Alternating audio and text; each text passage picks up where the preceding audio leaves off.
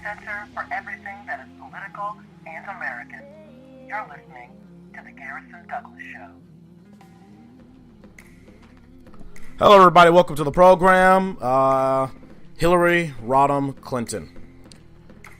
She's back, folks. She is back on the stump, and this time she has found a new way to annoy us.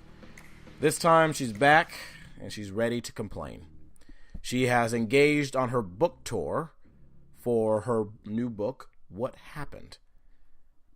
Folks, we already know what happened. She lost, and Donald Trump won. This is a reality, folks, and the quicker Hillary Clinton realizes it, the quicker we can all move on with our lives. Because right now, Hillary Clinton is trying to hold us back, and I don't know why. Maybe it's just her stages of denial kicking in, but folks, in this book, What Happened, a lot of people were excited. Even I was slightly excited for the book because my expectations were that she was going to, in this book, finally lay out what she did wrong. Unfortunately, she decided to do the exact opposite. In this book, she decides to point out everything that we did wrong. And I say we, I mean Americans. She did everything right, except for maybe like one or two things, but everyone else was the problem.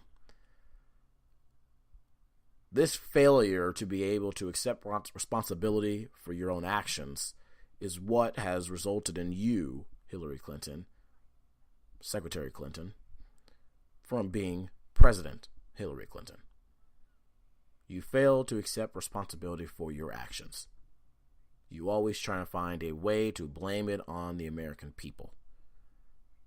And don't get me wrong, I think a lot of us understand that Americans don't often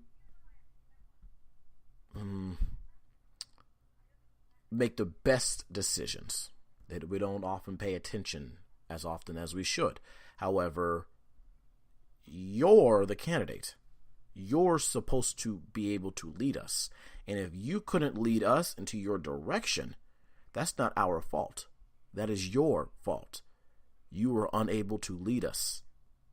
So if you couldn't lead us in a campaign, how are we supposed to be able to expect you're going to lead us as president? And that's the problem, folks. So the fact that she's unable to accept responsibility for herself and her actions only goes to the point of why everyone, or a majority of people, did not like her. But what exactly is she saying? I decided to save my money and not buy that stupid book. I instead decided to listen to her words, because to understand what she's saying in public right now is to understand virtually what she's saying in her book. It's all about the attitude, folks. This is what she had to say. This is a clip from her interview on CBS Sunday Morning, where she goes into a couple factors into why she lost the election. I went from, I think, 26 points ahead to 13 points ahead. And I needed about 18 points in order to be sure I could win Pennsylvania. I watched how analysts, who I have a great deal of respect for, like Nate Silver, burrowed into all the data and said, but for that Comey letter, she would have won. So it was very personal to me. I think my general election prospects were so badly damaged because of that even though I was starting to come back, it was not enough time to overcome it. But even though that was the primary blow to my campaign at the very end, it has to be looked at in context with the Russians weaponizing information, negative stories about me, this whole WikiLeaks beginning to leak in early October of John Podesta's emails, which if you've read them all, they're pretty anodyne, but they were taken out of context. Stories were made up about them. We now know Facebook was taking money from Russian companies to run negative stories about me. If you look at all of this, yes, it affected me and my campaign. But I am more concerned now going forward that we haven't come to grips with what it means for future elections. I would also add that the voter suppression that we now know had been in the works and really put into effect in a lot of states like Wisconsin, North Carolina, et cetera, played a role. And then let's not forget sexism and misogyny, which are endemic to our society, and certainly, as I write in my chapter called On Being a Woman in Politics, have to be factored in. So as we can see here, Hillary Clinton had 99 problems, and she wasn't one of them. Or I guess she was only one of them. But here's what we know. Hillary Clinton ran a coronation campaign. She refused to acknowledge the fact that she, ladies and gentlemen, was not destined to be president of the United States of America. The fact that she failed to recognize that is why she lost.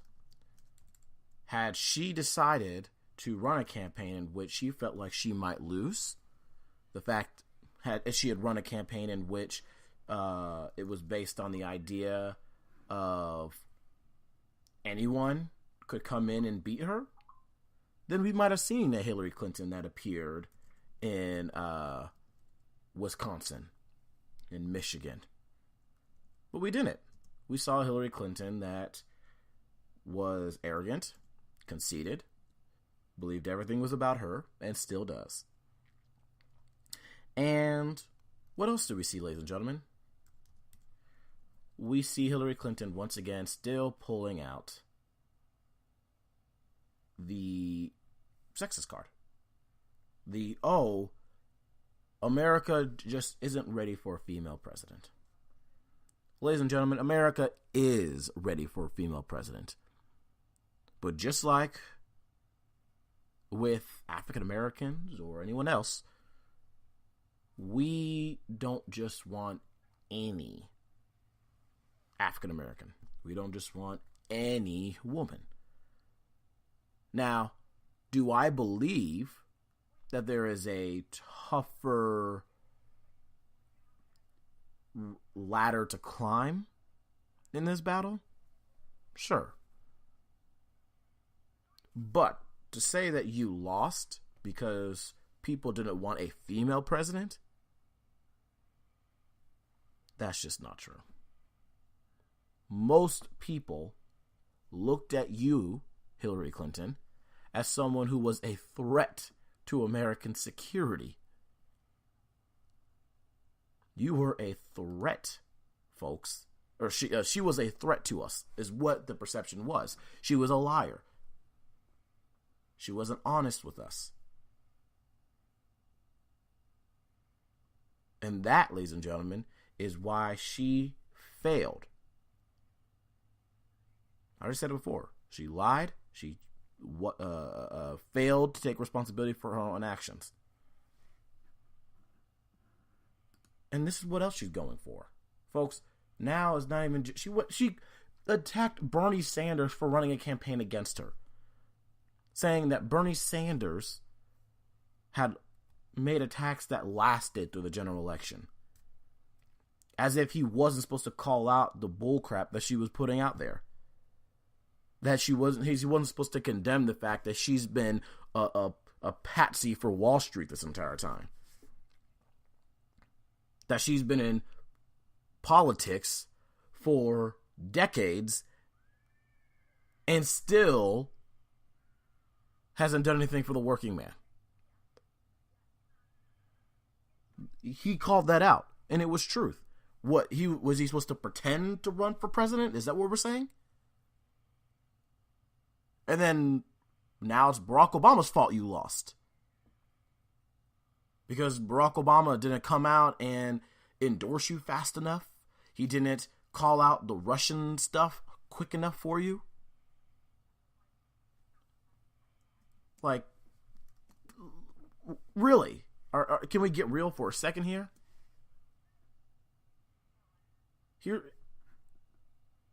Here's who else she's going to attack. She attacks the press, folks. And we know the media is not perfect. So I'm going to give her part of this. But how are you supposed to, again, I go back to this. How are you supposed to lead our country if you can't navigate through these roadblocks? I guarantee you, ladies and gentlemen, that being president of the United States is a lot more difficult than figuring out how to get past the news media. Donald Trump seemed to find out how to get past it. He went directly to Twitter. He was able to get his facts out there. He's doing what he did. He was able to lead America to his side. You were not. But here you go, folks. This is what she said. She was in a Vox interview. This is a clip from that interview as well, where she decides to blame the press for why she lost. Is it possible to be too realistic about the forces arrayed against change, about the institutional constraints of the American political system? So realistic that you miss openings, so realistic that it is hard to inspire people, and as such, it actually begins driving the outcomes themselves. I feel like this is the critique of this kind of politics. Yeah. No, I think it's a fair critique. I understand that critique. But I don't think the press did their job in this election, with very few exceptions. So the hard questions about what was real and what was realistic and what could happen with the right kind of election outcome were never really joined. And so, I found it frustrating, obviously, because I think I could have defended and lifted up a lot of what I believed we could do. But really, Ezra, when you get 32 minutes in a whole year to cover all policy, how does that work? And you compare it even with 2008, where you had 200 minutes on broadcast TV, you think, well, is it that people are really not interested? Or is it that it's just not as, enticing to the press because the other guy's running a reality TV show, which is like hard to turn away from. And whatever he says, we think is kind of goofy, but hey, it's good TV. And she's over there saying, okay, here's how we're going to raise taxes on the wealthy, and here's what we're going to do to close loopholes, and here's why I think I can do it. And you know what? She's going to win anyway. So let's cover the other guy because he's a lot more fun. And I think in addition to everything you say, which I think is fair and needs to be considered, it was such a difficult environment even to have that conversation. So who could tell what was or was not realistic? It was, kind of all bets were off in the coverage of the campaign. You see what I'm talking about, folks? Do you see what I'm talking about? I cannot stress this enough.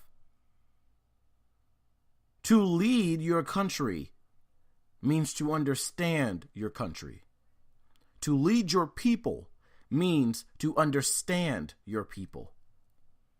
Hillary Clinton did not have that ability. She did not understand America. She understood what America was when she was First Lady.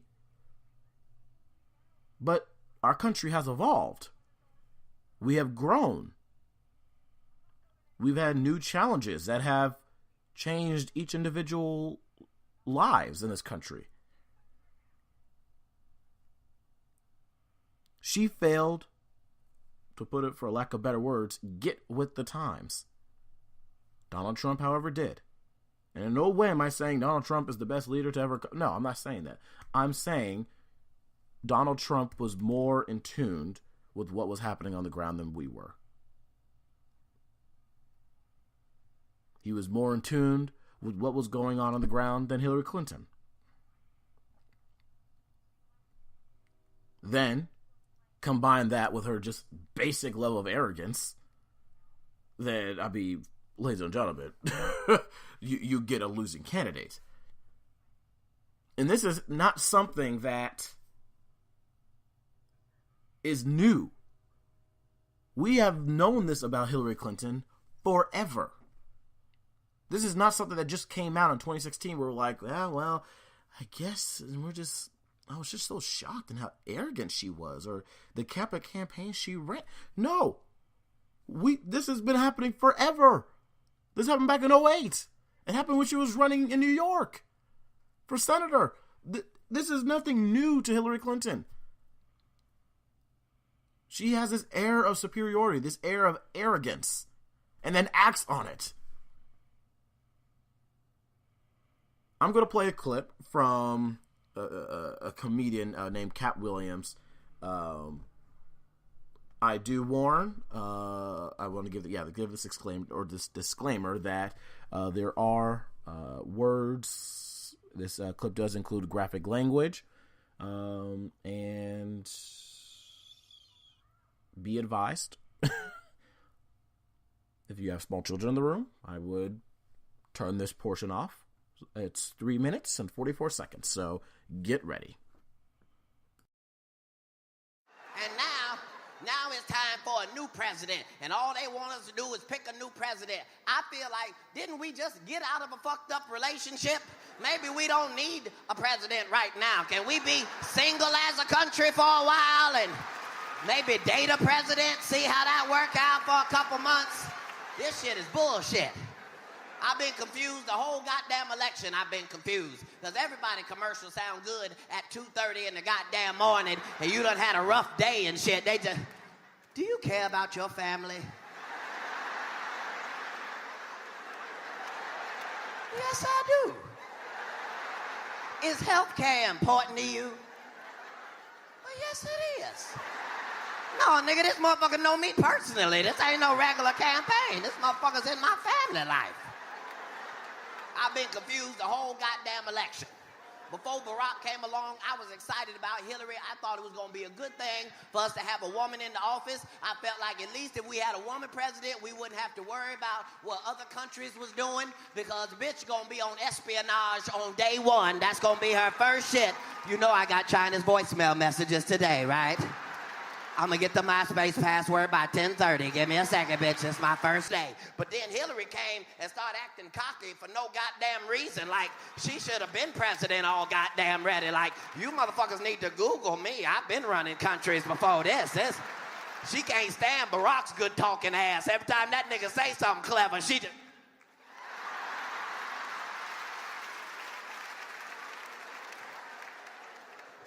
I don't know what Hillary was thinking. She thought she was just going to inherit the minority vote. Like, she was just going to get the nigger vote off top. Wait a minute, bitch. We don't know you like that.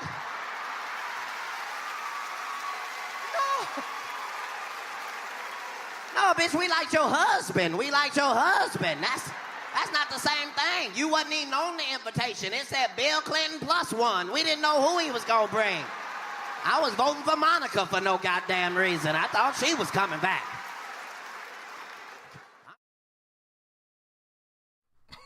Okay, so, literally, folks, again, this was what Cat Williams had said back in 2008.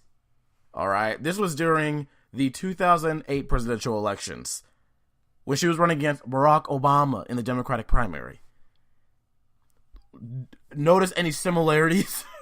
This was what was going on back then, folks. Back then. And again, I said it before. It happened in 2016. It happened in 2008. It happened in 2000 when she was running for senator of New York. That is who Hillary Clinton is. And the fact that she cannot grasp that only shows me more and more why she was not meant and did not deserve to be president of the United States. That is the truth. You can say what you want about would she be better than Trump? We can get in that debate. But on a personal level, though, she did not deserve that office. because of her behavior. She was not fit to serve because she was arrogant. She failed to take responsibility for her actions on numerous occasions, all throughout her political career, and she lies, and she failed to have the ability to understand the people she wished to lead. Put all that in the box, and what did I say, ladies and gentlemen? You have a failed candidate. We'll be right back. You're listening to the Garrison Douglas Show.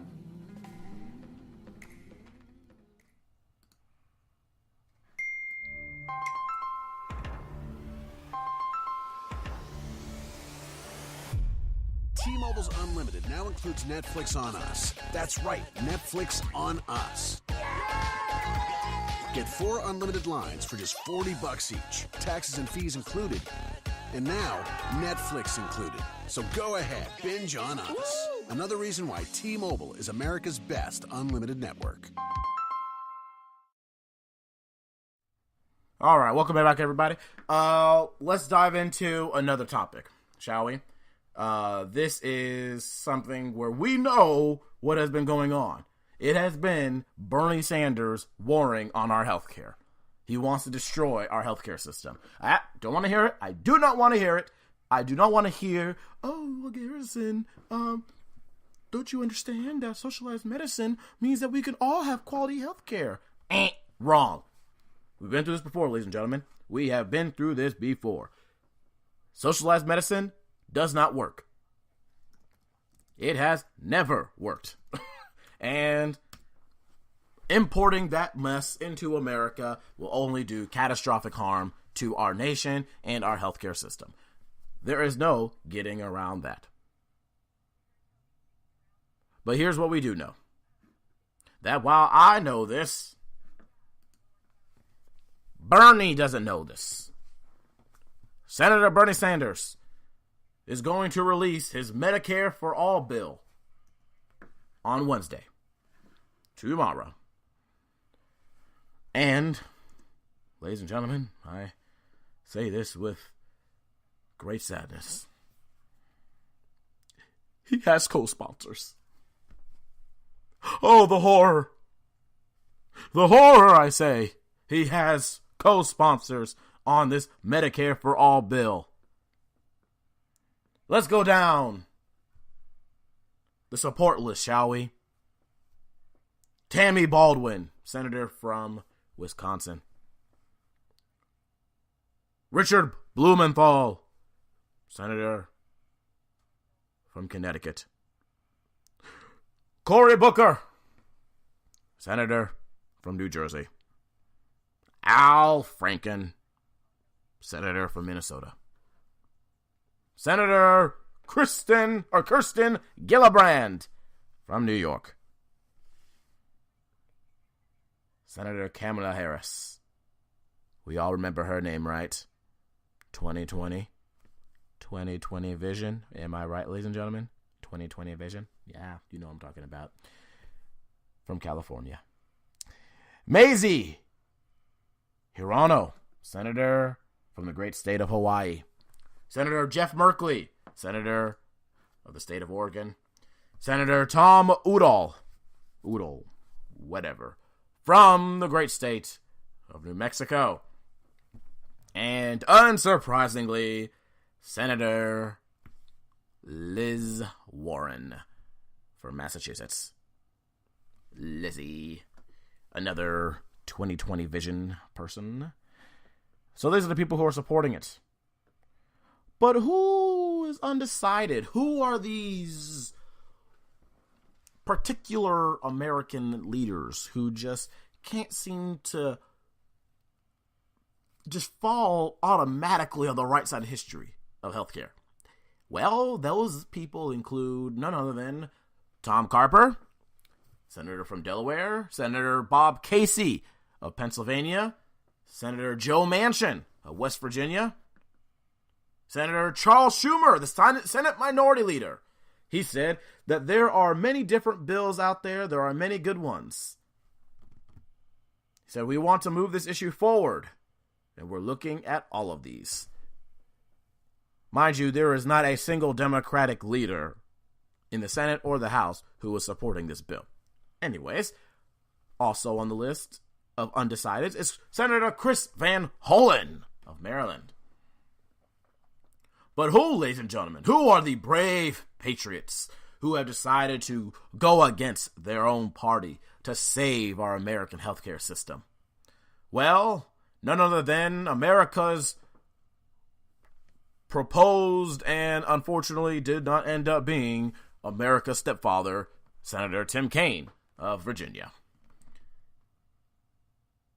He, like most sensible individuals, said he would rather open up our healthcare system to more options and more choices, not fewer.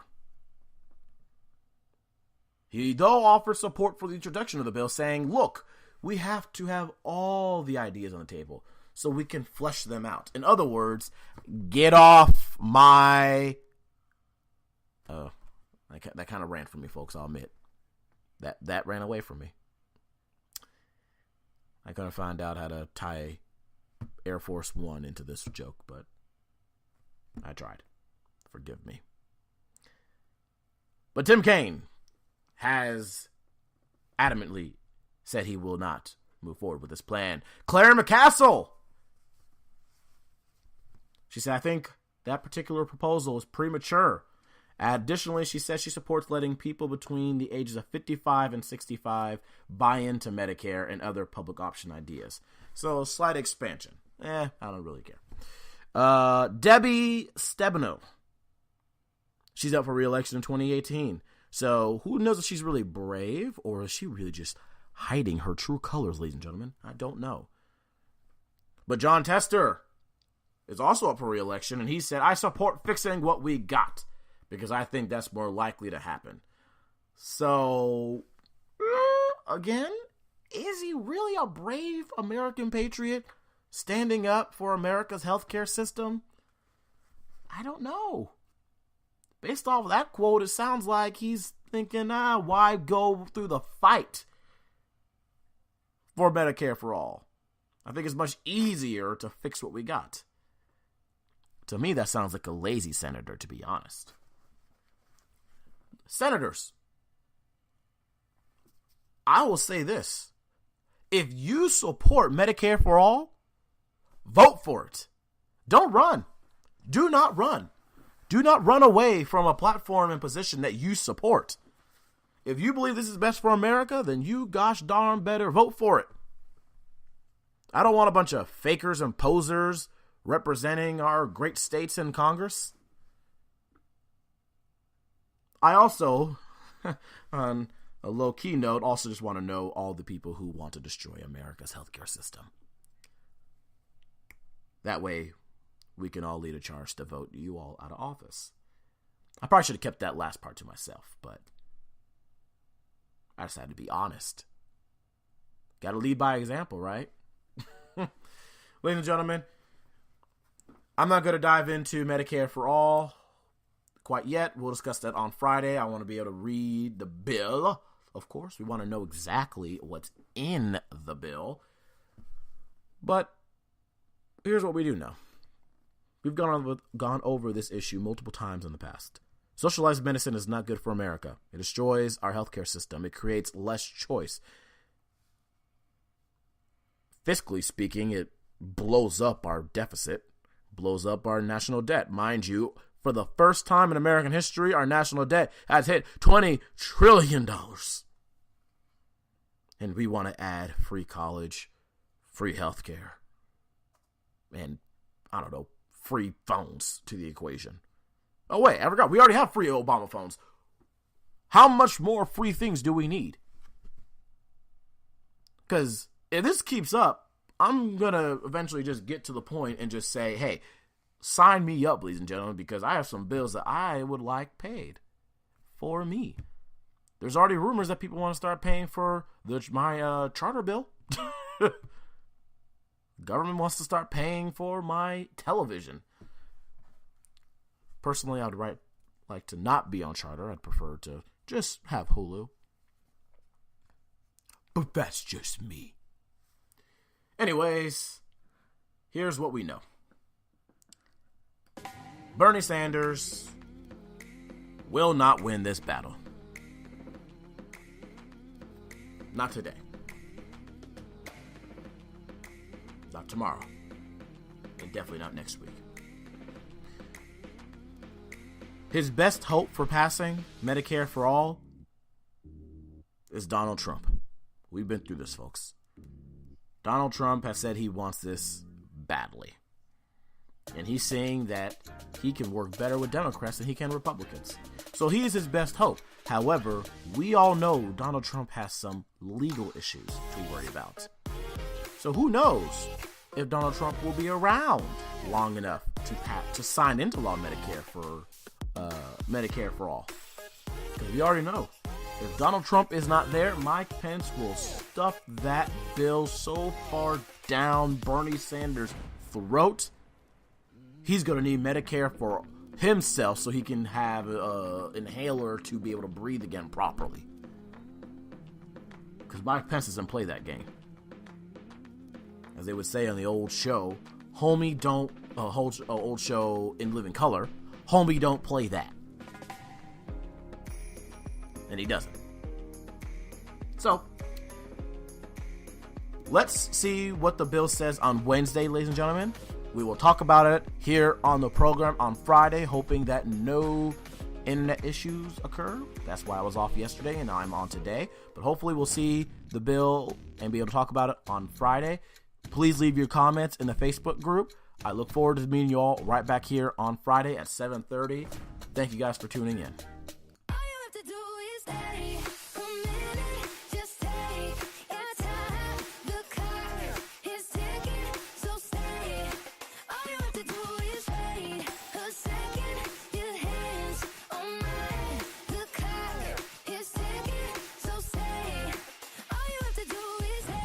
Center for everything that is political and American. You're listening to The Garrison Douglas Show.